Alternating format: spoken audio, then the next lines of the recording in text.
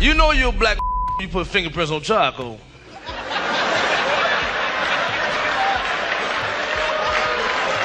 I'm a connoisseur of love, you know what I mean? I know how to touch. I know where they like it so much. You know what I mean? Oh my God, it even rhymes. Yeah. All I can say is what Bernie told me. And he was upset with Steve because he said Steve tried to get him taken off for the Oceans movie he did. Oceans 11? Yeah, and tried to vie for his part after he already got hired. Why did Bernie Mac truly hate Steve Harvey more than anyone else? What happened between them that caused so much anger? Did their relationship start off bad, or did things get worse over time? We were sitting and talking, and then we got in the limo, and he said, look here, man, I see you're coming up, you're doing your thing, but I tell you, you got to be original, you got to do your thing, but don't rush off to L.A. He said, conquer your city first, then come to L.A., because a lot of cats come out to L.A. too soon, and they end up being a small fish in a big pond, and he said, and some of them end up broke or sucking. In this video, we'll explore the reasons Bernie Mac truly hated Steve Harvey. What drove this strong feeling, and how did it shape his life and career? He was a smooth, articulate, real nice dresser. I could see why my mother, probably was attractive to him. Bernie Mac, the well-loved comedian, had a tough life from the start. Born as Bernard Jeffrey McCullough on October 5, 1957 in Chicago, Illinois, Bernie Mac was the son of Mary McCullough and Jeffrey Harrison. Growing up in a relatively large family on Chicago's South Side, he was primarily raised by his single mother. There was a lot of people in this house. At one point, it might have been 10 people in a 2-bedroom apartment. That's a lot of people. Bernie Mac's knack for performance and comedy manifested at a young age, with what could be regarded as his inaugural stand-up routine at the tender age of 8. During a church congregation dinner, he humorously impersonated his grandparents, with his grandfather having been the deacon at a local Baptist church. My grandfather was a deacon of the church. He was go to work, pray. Tragically, when Bernie Mac was just 16 years old, he endured the heart-wrenching loss of his mother to cancer. To compound the sorrow shortly thereafter, he also faced the passing of his older brother, estranged father, and grandmother. She would tell us, I'm gonna whip you, I'm gonna get you. We would go all day. And you like, oh, it's bedtime now, no whooping. Soon as you get ready to doze off, here she comes. I came from a place where there wasn't a lot of joy, Mac said, according to 19 News. I decided to try to make other people laugh when there wasn't a lot of things to laugh about. One of the biggest challenges he went through was seeing his mother suffer from breast cancer. This experience affected him deeply and shaped who he became. In an interview with Howard Stern, Bernie shared a sad memory from his childhood. He remembered coming home one day, excited because he had hit a home run in a baseball game.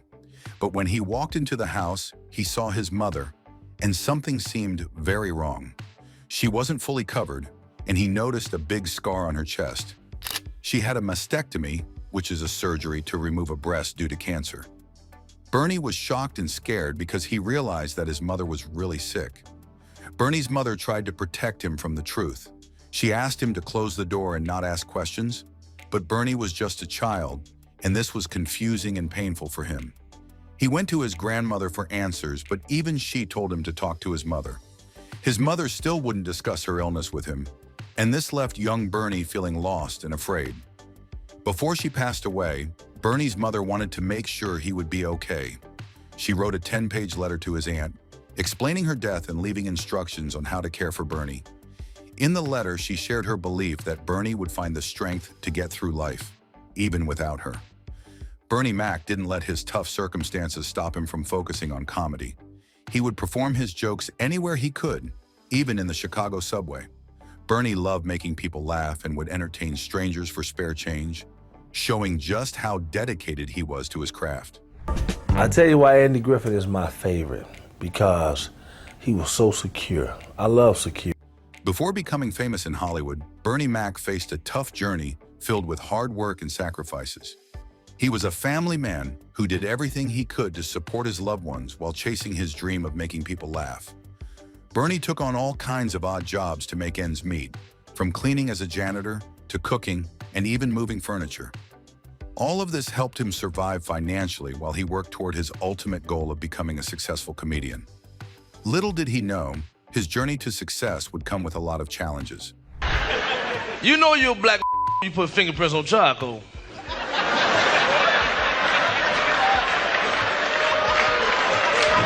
In 1992, Bernie Mac's career took a major turn when he appeared on HBO's Def Comedy Jam. This popular show helped him reach a bigger audience, finally putting him in the spotlight. After his success on Def Comedy Jam, Bernie Mac started getting small roles in movies like Mo Money in 1992 and Friday in 1995. These roles helped him learn more about acting, though he was still waiting for his big break in Hollywood. Eventually, he got the chance to host his own HBO show, Midnight Mac, where his style and humor really shined. Later, he joined famous comedians like Steve Harvey, Cedric the Entertainer, and D.L. Hewley in Spike Lee's film, The Original Kings of Comedy. This project showed the world Bernie Mac's one-of-a-kind humor and cemented his place in the world of comedy.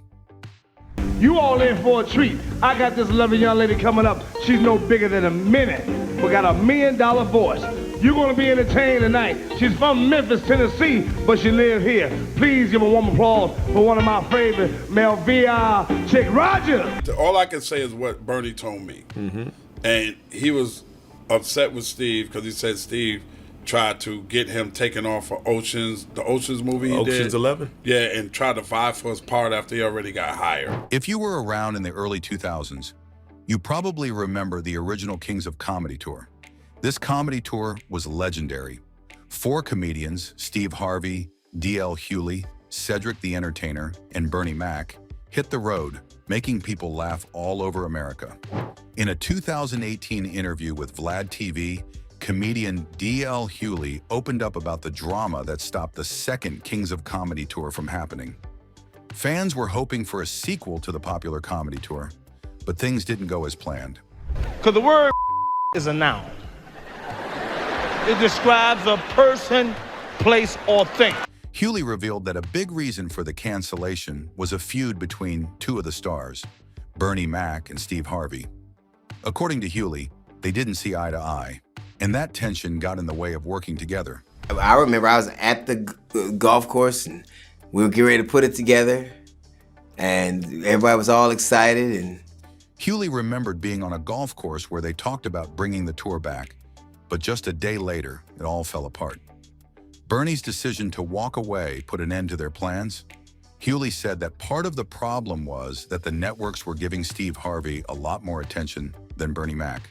Steve Harvey was getting more TV opportunities, which may have caused some tension.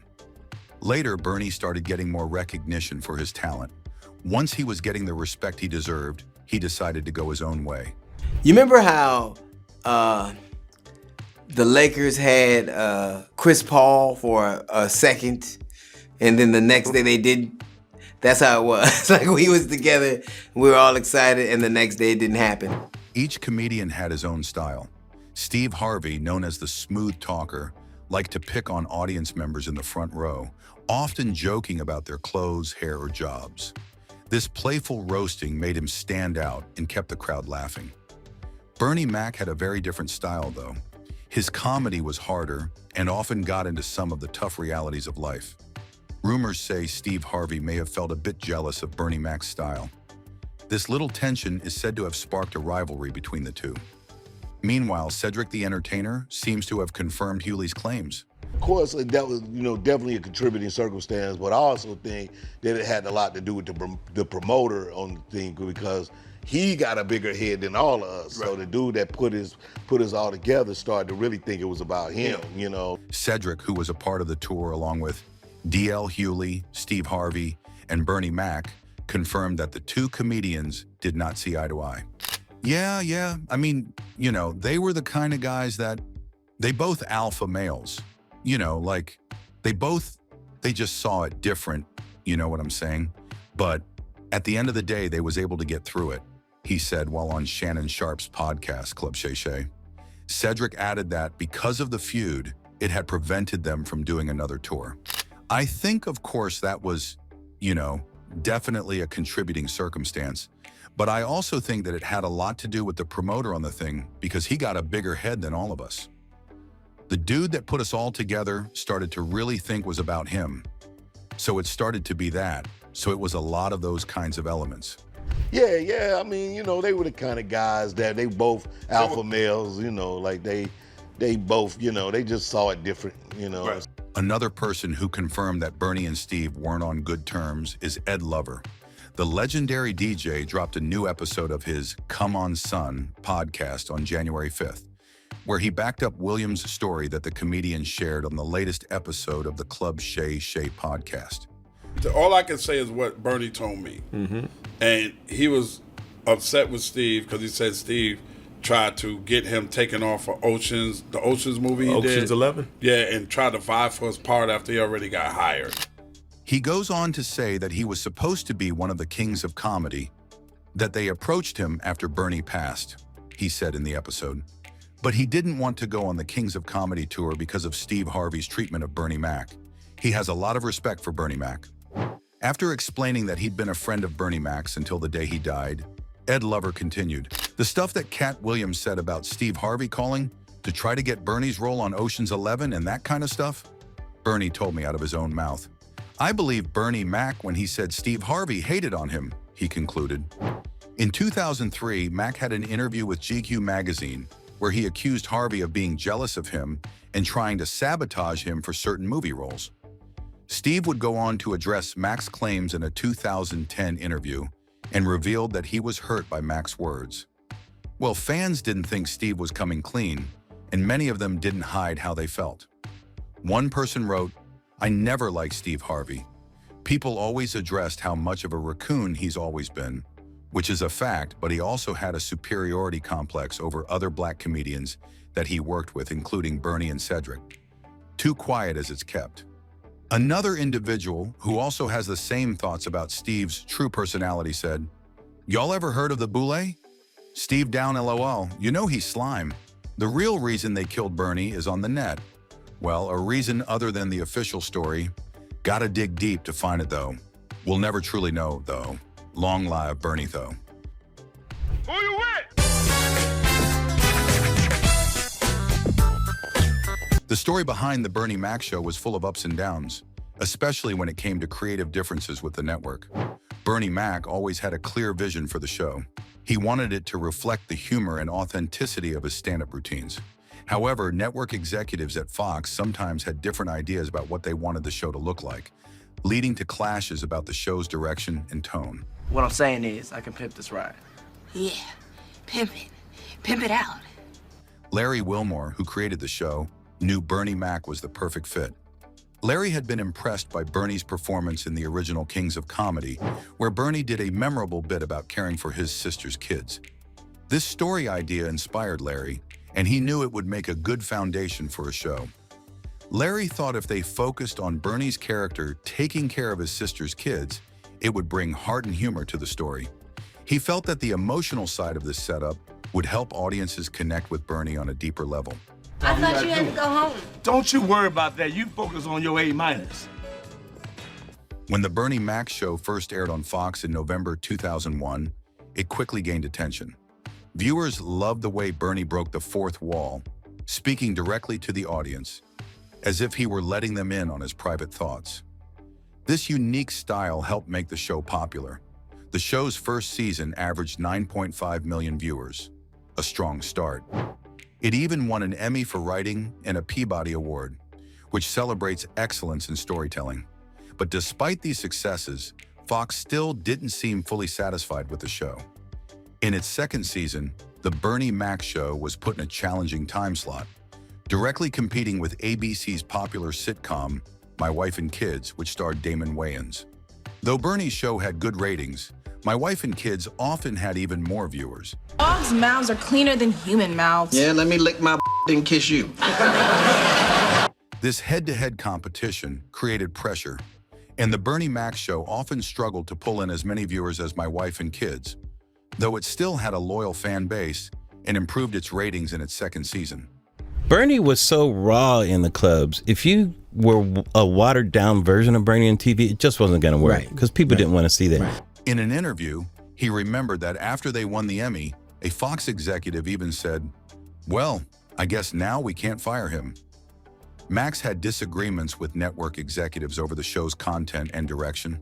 Bernie was very protective of his style, which led to some clashes with the producers. Larry Wilmore also had issues with the network from the start, especially when they started to interfere with his ideas for the show. And one of the ways you were pivotal is being able not to change him, but to present him in a way that worked for him. And then he took off. The relationship between Bernie and Larry began to fall apart in the middle of the second season. Larry mentioned in interviews that he felt the network tried to come between him and Bernie. He even wondered if Bernie's personal struggles or feelings about the show's ownership played a role in their conflicts.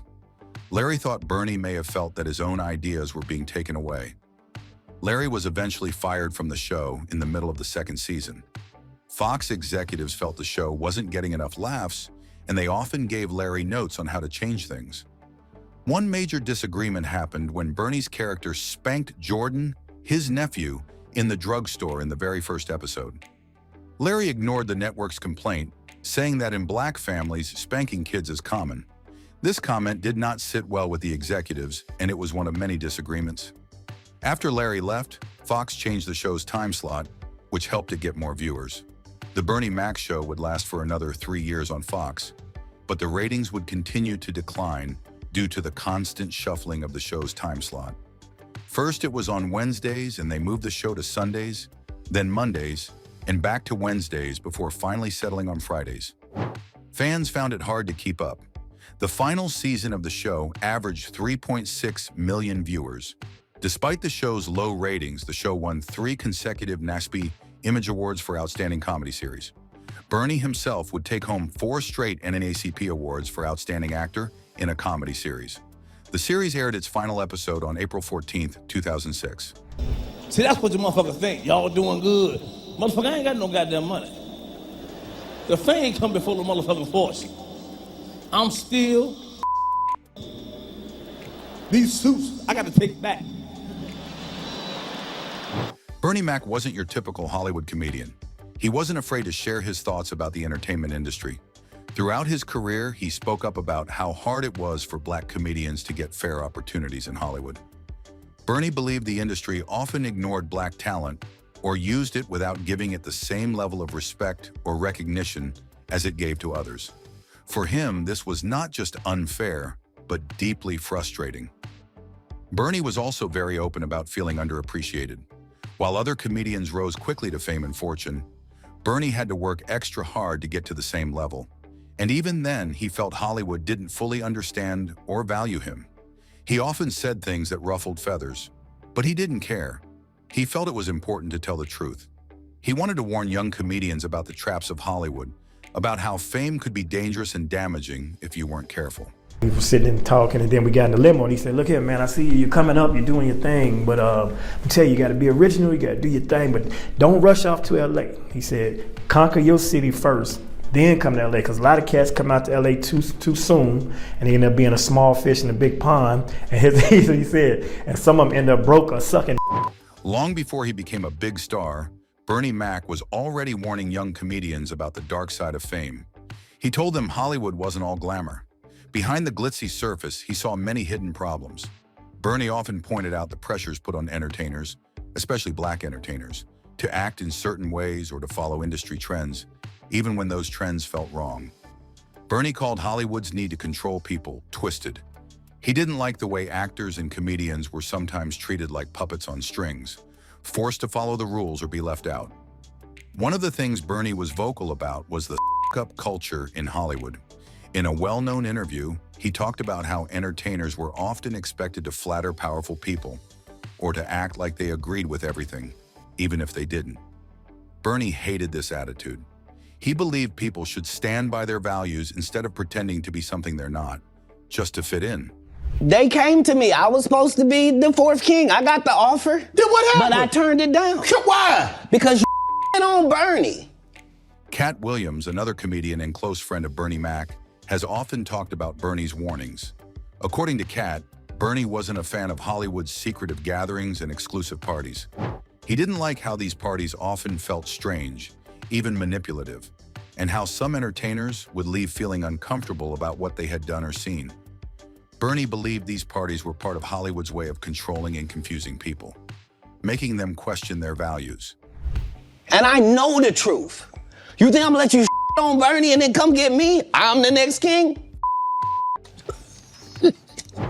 Cat Williams believes Bernie's honesty about Hollywood's secrets put him in a tough position. Hollywood doesn't like it when people call out its hidden practices. Bernie's willingness to speak up about the industry's ugly side made him unpopular among some powerful people. And yet, Bernie refused to stay silent. He felt that young comedians and actors needed to know the truth about what they were getting into, even if it cost him. Cat Williams, who looked up to Bernie Mac as a mentor, has spoken about his own battles with Hollywood. He has faced similar pressures and has also been vocal about the strange and sometimes harmful practices in the industry. Cat believes that Hollywood doesn't like people who refuse to play by its rules, and Bernie was one of those people. Despite the risks, Bernie didn't back down. He stayed true to himself, even when it meant he was treated differently. Bernie Mac paid a price for his honesty. As he got older, he faced more challenges in Hollywood. He wasn't just dealing with the typical stresses of fame, he was also dealing with the pressures from people who didn't like his truth-telling. There were times when Bernie was overworked to the point of exhaustion. Even when he was clearly unwell, he was often pushed to keep performing, to keep working, as if his health didn't matter. His daughter later confirmed that Hollywood didn't seem to care about his well-being. They just wanted him to keep entertaining, no matter the cost. Bernie's health struggles became more visible during his last years. He was visibly sick at times, yet the industry kept pushing him to perform. This wasn't just fame, it was exploitation. During the final years of his illustrious career, Bernie Mac confronted not just the demands of showbiz, but also a hidden battle with severe sarcoidosis, a perplexing ailment characterized by inflammation in the body's tissues. This revelation marked a poignant turning point in the life of the beloved comedian, as he grappled with the relentless challenges posed by his health while striving to continue his remarkable journey in the world of entertainment. On March 19, 2007, during an appearance on the CBS Late Show with David Letterman, Bernie Mac made an announcement that would reverberate throughout the entertainment industry. With candor and a hint of resignation, he shared his decision to retire from the career that had spanned 3 decades. He expressed his desire to savor life outside the spotlight, revealing how he yearned to relish the simple joys he had missed along the way. "I'm going to still do my producing, my films," Mac told Letterman, "but I want to enjoy my life a little bit." In his heartfelt conversation with Letterman, Bernie Mac reflected on his early days as a street performer, recalling a time when he was just a struggling artist honing his craft. "I missed a lot of things, you know," he confided to Letterman. "I was a street performer for 2 years. I went into clubs in 1977 and was on the road 47 weeks out of the year. I'm a connoisseur of love, you know what I mean? I know how to touch. I know where they like it so much. You know what I mean? Oh my God, it even rhymes. In his last moments, Bernie found himself hospitalized, relying on a ventilator to aid his labored breathing and waging a valiant battle for survival. With his family steadfastly by his side, he clung to life for over 2 weeks until, tragically, he ultimately succumbed to the relentless grip of illness. His sister told a magazine, "He struggled for his life. He couldn't breathe. He opened his eyes on his own and looked at Rhonda. She called his name, and he opened his eyes and nodded to her. She smiled at him and told him, 'Don't leave me. I'm waiting for you to come back.' He shrugged his shoulders, and she said that's when she knew he was tired. He signaled to her that his body was tired." After being treated in the ICU for 3 weeks, Mac went into cardiac arrest and subsequently died during the early morning hours on August 9th at the age of 50. Mac's public memorial was held a week after his death at the House of Hope Church, with nearly 7,000 people in attendance. For the tribute special, Harvey was joined by D.L. Hewley and Cedric the Entertainer for the announcement that November 14 had been formally declared Bernie Mac Day by Chicago Mayor Rahm Emanuel. "Bernie was a Chicagoan through and through, which is why the city of Chicago sent this over," Harvey said. "This is from the city of Chicago.